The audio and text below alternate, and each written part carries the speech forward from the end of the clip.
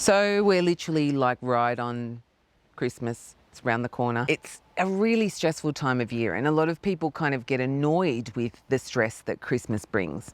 I said earlier in the week, the stress of Christmas comes because it's a socially imposed time where we are supposed to be with family. Now, a lot of people get very stressed about that because they don't have their family around, or they can't connect with their family. And for those of you, COVID have prevented you from necessarily connecting with family from overseas or going overseas yourself. They're all of the reasons where we can feel quite socially isolated. And it's the isolation at a time where society tells us we're supposed to be connected that is actually the thing that causes the most stress. So people who say to you, I hate Christmas, usually it's because they don't necessarily have a good relationship with their family, or they're feeling disconnected somehow. So we need to kind of create those relationships for ourselves rather than buying into the, bar humbug, I'm not going to connect with anybody and who cares about Christmas.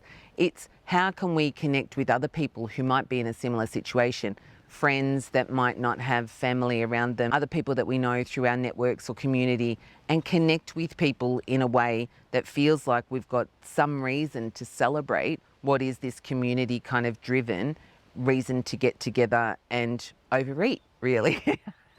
But Christmas also brings a lot of things to conclusion. It makes it feel like we've got to the end of the year. It's a time then once we get over the stress of doing all the food and everything else, and you're eating leftovers between Christmas and New Year, that's when a lot of people start to kind of think about what the new year might bring and what they want to do to change their 2022 to make it look different to this year.